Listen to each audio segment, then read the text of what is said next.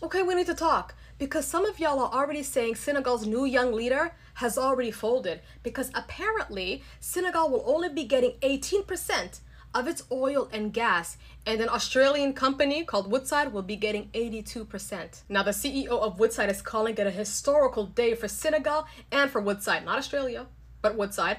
But the president of Senegal, Faye, is saying something else, which makes me think, is he going to be playing the game like most countries do when they first struck oil?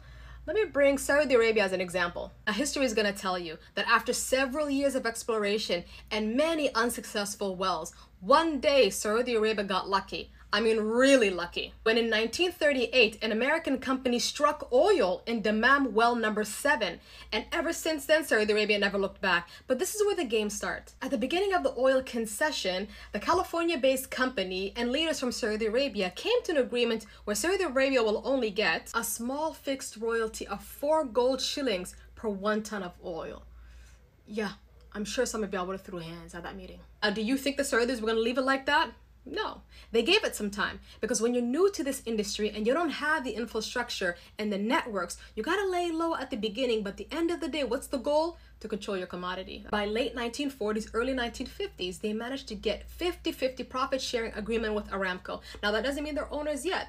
Obviously they're working on it, but that means there's a bigger profit for them. And what I like is they looked into global issues to see how can they capitalize off of it because there was a lot going on in the 60s and 70s. And by the time 1973 came along, they went ahead and acquired 25% ownership stake in Aramco, the oil company. And they didn't waste no time because the year later, 1974, they end up getting 60% ownership. And by 1980, well, Aramco's literally owned by Saudi Arabia, giving them complete control of production of oil and revenue. Now let's bring this conversation back to Africa and what's going on because there's so many examples like this, even Norway when they struck oil in the North Sea. Now, do I feel like President Faye of Senegal is gonna leave the deal like that? Probably not. Even I heard the deal was made before he became the president. So most likely he's going to go in there and renegotiate the deal. And I hope one day African leaders could get together and establish an agreement ensuring that no African country can accept a deal where their profits from natural resources fall below a certain percentage. I think it's important to mention, and we can get into it if you guys want to, the global market is changing. Oil is phasing out, clean energy is phasing in, which explains why a lot of countries like Saudi Arabia and UAE